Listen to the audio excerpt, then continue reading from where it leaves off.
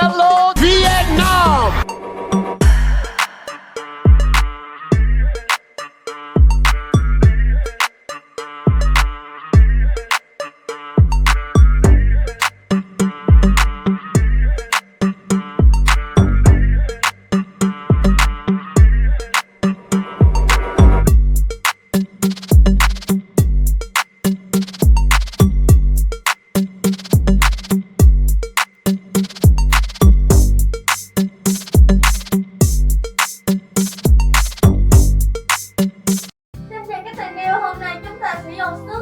Tham quan Hoàng Sa Quê Bác, di tích nổi tiếng từ Bắc vào Nam. Khi tham quan ở đây, chúng ta sẽ không mua vé vào cửa. Chúng ta chỉ mua 2 bó hoa để vào viếng thăm vị chủ tịch kính yêu. Nếu bạn đặt chân đến tỉnh Nghệ An thì đừng bỏ lỡ cơ hội ghé thăm làng sen Quê Bác, một địa điểm du lịch nổi tiếng và những giá trị lịch sử đặc biệt đối với dân tộc. Làng sen còn được gọi là làng Kim Liên, làng quê gốc của chủ tịch Hồ Chí Minh, người đã có những đóng góp vĩ đại cho dân tộc ở Việt Nam. Đây là nơi Bác đã lớn lên và trải qua khoảng thời tuổi thơ trước khi bước ra thế giới để thay đổi vận mệnh quốc gia. Cậu bé Nguyễn Tiên Cung, tên thay sinh của Bác, đã ghi dấu tuổi thơ của mình tại ngôi làng sen trước khi ra đi tìm đường cứu nước. Hiện nay làng sen Quê Bác được xem là di tích lịch sử từ sự nặng của dân sinh. Ngưỡng cái chỉ coi qua có biết bao nhiêu đoàn du khách trong và ngoài nước tìm về làng sen với lòng thành kính và biết ơn sâu sắc.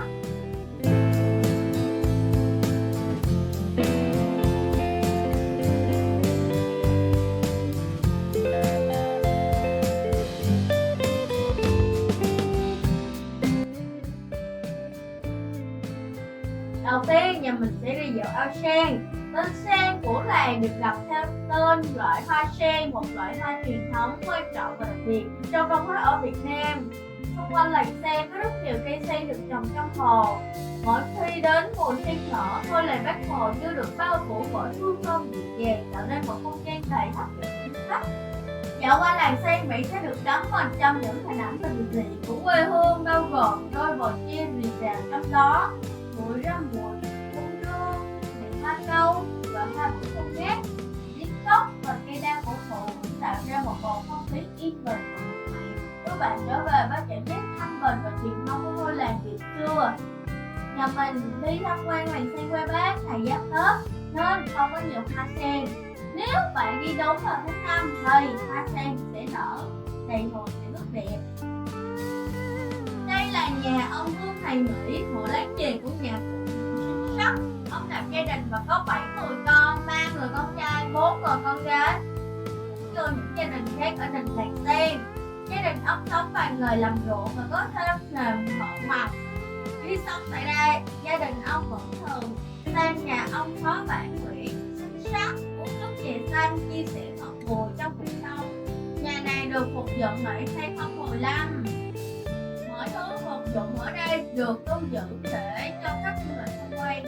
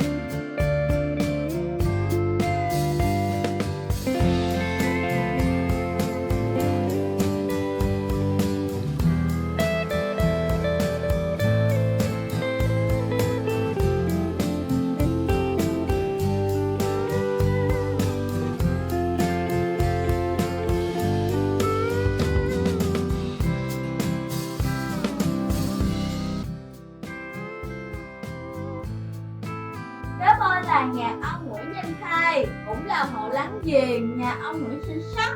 Trong thời gian sống ở đây, gia đình cụ Phó Bản Nguyễn Sinh Sắc và gia đình cụ Nguyễn Sinh Thai thường sang nhà nhau chơi, uống nước chè xanh. Thời niên thiếu, Chủ tịch Hồ Chí Minh sống tại quê hương đã có rất nhiều kỷ niệm cùng bạn bè và gia đình người hàng xóm thân thiết. Nguyễn Nhân Thai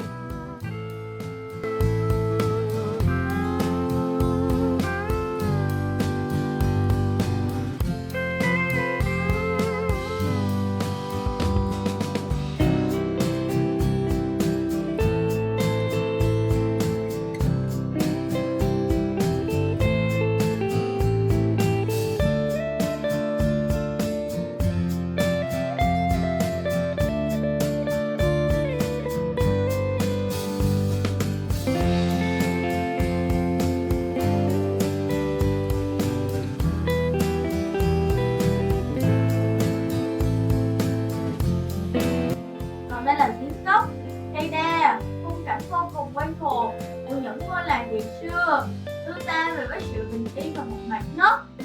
Trong thời gian sinh sống ở đàn sen từ năm 1901 đến 1906, bà Nguyễn Sinh Cung thường ra đây lấy nước cho gia đình dùng, giúp cha đun nước pha chè. Ngày 16 tháng 6 năm 1957, Chủ tịch Hồ Chí Minh trở về thăm quê hương lần đầu sau khi đi từ nhà ông phó bản ra ngõ, bồi hồi nhớ lại kỷ niệm xưa. Người hỏi bà con: giếng cốc đây còn nữa không? Nước giếng cốc trong và ngọt, nấu chè xanh và làm tươi ngon, nổi tiếng cả vùng.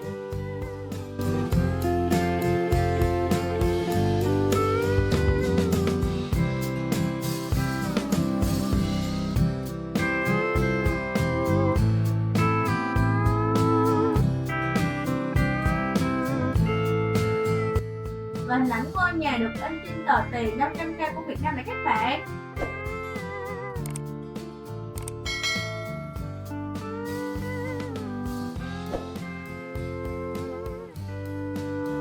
Sau hành trang xanh ghét, bạn sẽ bắt gặp ngôi nhà đơn sơ với 5 gian lợp mái của gia đình cụ phó bản Nguyễn Sinh Sắc, thân sinh của Chủ tịch Hồ Chí Minh.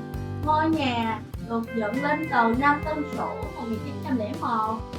Nhà đồ bao bọc bởi hàng rào pha đăng một và phía trước có 2 khoảng sân và một mảnh vườn nhỏ. Toàn bộ căn nhà được dựng bằng tre và gỗ nên vô cùng mộc mạc và đơn sơ. Nhà bếp được xây dựng theo đúng khuôn mẫu truyền thống với 5 gian. 2 gian ngoài là nơi đặt bàn thờ và tiếp khách. Gian thứ ba là nơi nghỉ ngơi của bà Nguyễn Thị Thanh, chị gái của bác. 2 gian còn lại là nơi sinh hoàng cung của cả gia đình.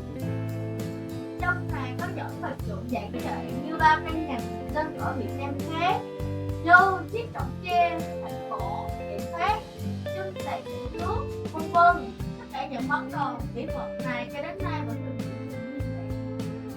Khi đến tham quan, bạn sẽ được chỉ phố diễn viên ở đây thuyết minh về nơi đây.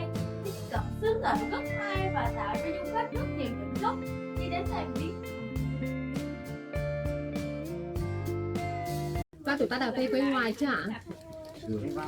Chỉ mới đến quê nội thôi đúng không ạ? Đúng rồi. Mình đã về quê bác nhiều lần chưa? Hay là đây là lần đầu tiên ạ? Lần đầu tiên ạ? Dạ. Sở dĩ em hỏi là gia đình mình đã về quê ngoài hay chưa? Thì bác Hồ chúng ta được sinh ra tại Hoàng Thu quê ngoài ạ. Cách làng Sen quê nội này gần 2 cây số. Mà 2 làng này thì cùng chung một xã, đó là xã Kim Liên của huyện Nam Đàn, Nghệ An. Bác Hồ sinh ra và sống 5 năm đầu tiên tại Hoàng Thu quê ngoài. Từ năm tuổi đến 10 tuổi bác Hồ sống ở Huế. Từ 11 đến 16 tuổi bác Hồ mới trở về sống tại làng Sen quê nội này ạ. Hôm nay thì em rất là vinh dự được đón là gia đình của chúng ta từ thành phố Hồ Chí Minh đã dành thời gian về với quê hương của bác Hồ. Thưa với anh chị, là nơi mà mọi người đang dừng tên ở đây là di tích làng Sen quê nội của bác. Đây là nơi bác Hồ gắn bó 5 năm thời niên hiệu từ năm 11 đến năm 16 tuổi. Và mảnh đất làng Sen này cũng là nơi vinh dự được đón bác về thăm quê 2 lần. Lần đầu tiên là vào mùa hè năm 1957. Lần thứ 2 cũng là lần cuối cùng, đó là vào mùa đông năm 1961. Thưa với anh chị ạ, di tích làng Sen có lịch sử ra đời cách đây đã hơn 100 năm rồi. Di tích ra đời từ năm 1901. Năm đó bố của bác Hồ là ông Nguyễn Sinh Sắc đi thi và đỗ học vị phó bảng. Nhân dân làng Sen ở đây rất là vui mừng và phấn khởi vì lần đầu tiên trong làng này có một người học giỏi và đỗ đạt cao đến như vậy. Họ đã góp công góp của một ngôi nhà cổ 5 gian phía trên đây, rồi dừng trên một đất học liên, tức là đất dành cho người học giỏi, rộng 2.500 m² để mừng cho bố bạn. Thế còn là giới thiệu với gia đình chúng ta ngôi nhà nhỏ ban ra là phía dưới kia. Đó là món quà mà người anh trai cùng cha khác mẹ của ông Sắc là ông Nguyễn Sinh Quyết mừng cho em công thành danh thoại. Theo phong tục của ngày xưa là vinh quy bãi tổ, ông Sắc cùng cả con đã tạm biệt Hoàng Thu quê ngoại để ơn nghĩa để về sống tại làng Sen quê nội này. Nhưng có một điều đáng tiếc là ngày về sống tại làng Sen, gia đình bác chỉ còn lại có 4 cha con nữa thôi.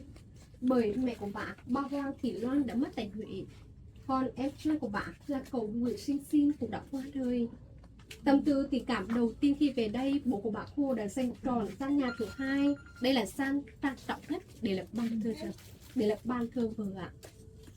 Chúng ta có thể thấy là ban thờ vợ thì ông làm đơn sơ và giản dị. Nhưng bên cạnh ban thờ, ông Sắc còn đặt một tấm biển. Tấm biển này là món quà cao quý mà nhà vua Thành Thái ban tặng cho ông Sắc ngày ông đỗ phó bảng. tại vì khắc ghi 4 chữ ân tử ninh xa, có nghĩa là ơn của nhà vua ban kể cho gia đình tốt. Mỗi quà nhà vua ban, ông đặt ngay cạnh bàn thờ vợ là để nhớ ơn đến người vợ hiền tân xảo. Bởi tìm hiểu cuộc đời của bà Hoàng Thị Loan, mẹ bác đã biết 15 tuổi bà lấy chồng, nhưng 33 tuổi thì bà đã qua đời rồi, chỉ gắn bó bên chồng con có 18 năm thôi. Cả cuộc đời của bà tần tảo lao động với một niềm mong ước, đó là mong cho chồng đỗ đạt, con cái được khôn lớn trưởng thành. Nhưng mà ngày ông sắc đổ phó bảng, được hưởng lộc vua ban, vinh quy bái tổ viên lang, thì người vợ hiền đã không còn nữa. Nỗi đau này đã theo bố bác suốt cả cuộc đời. Năm tháng qua đi, những người thân trong gia đình bác lần lượt qua đời. Ông sắc bố bác mất tại Cao Lãnh, Đồng Tháp năm 1929. Cô Thanh, chị gái của bác, là người đã duy nhất vào tận Đồng Tháp để rước bố về thăm mẹ. Còn anh trai và chị gái của bác, suốt cuộc đời hoạt động yêu nước, không ai lập gia đình riêng. Theo phong tục, ngày qua đời được về hưu khỏi chung với bố mẹ tại chỉ bàn thờ này. Như vậy, bàn thờ này bây giờ là bàn thờ chung cho cả gia đình của bác, gồm bố, mẹ, anh trai, chị gái và em trai của người ạ. Còn là giới thiệu với gia đình chúng ta, bộ phận của gian nhà thứ nhất này, đây là nơi tiếp khách của gia đình. Trong gia đình ngoài cha, bác chịu ảnh hưởng rất nhiều từ người chị gái, đó là cô Nguyễn Thị Thanh. Căn buồng kín đáo gian thứ ba phía trong này có đặt chiếc giường nhỏ, là nơi nghỉ của chị gái bác. Còn hai gian nhà cuối là nơi nghỉ của ông sắc, bố bác và anh em bác. Bây giờ mời gia đình chúng ta cùng di chuyển xuống hai gian nhà cuối để đến phần của tận dụng.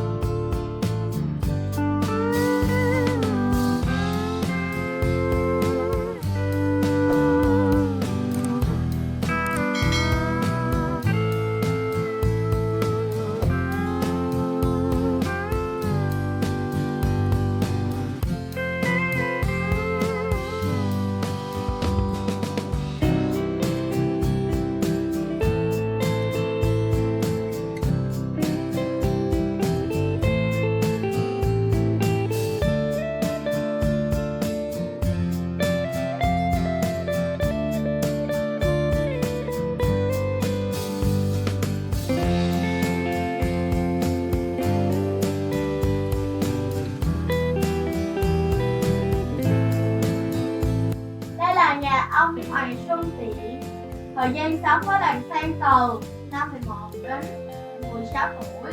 Bác thường ra đây kéo bể đập đe cùng ông Hoàng Xuân Điền, người bạn thân mở trước thời. Qua đó giúp bác có lòng yêu lao động, sự xem ra sáng tạo.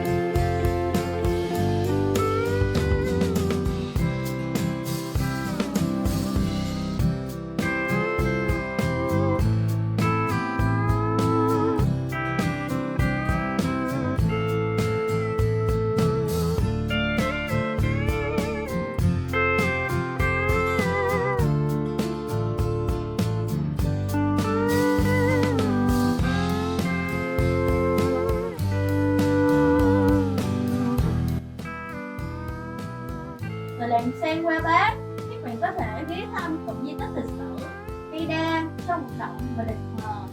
Cả cuộc đời cống hiến cho sự nghiệp cách mạng dân tộc.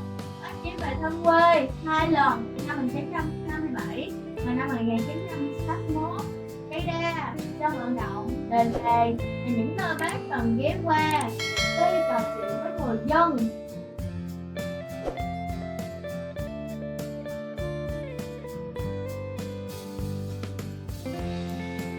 Người dân Nghệ An để hồi tưởng những ký ức về bác, mỗi người lại chọn lưu giữ một khoảnh khắc riêng. Đó có thể là đến những nơi bác từng sống và từng đi qua.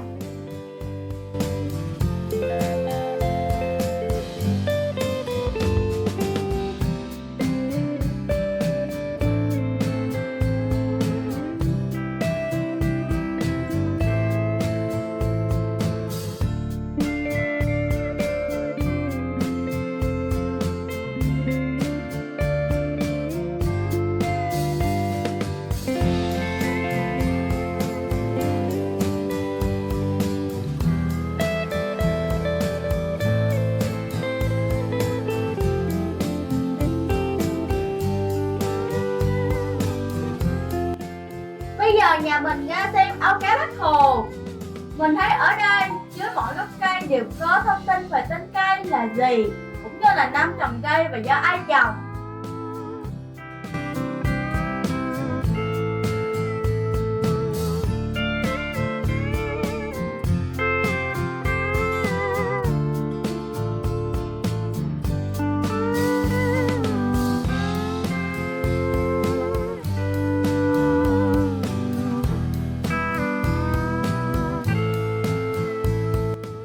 Ở ao cá Bác Hồ có rất nhiều cá để cho du khách tham quan và cho cá ăn.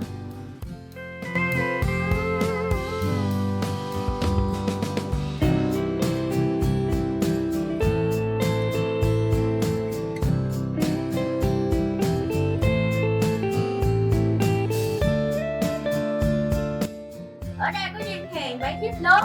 Wow, đôi dép dành cho người khổng lồ mang này các bạn.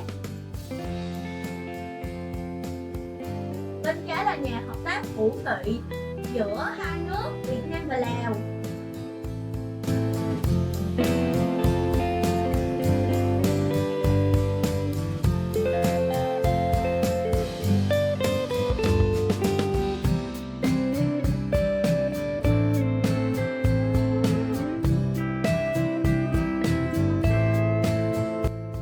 Clip của mình đến đây hết rồi. Hẹn các bạn ở clip sau để cùng mình tham quan hang động vô cùng nổi tiếng và được UNESCO công nhận ở Quảng Bình nhé. Bye bye và hẹn gặp lại các video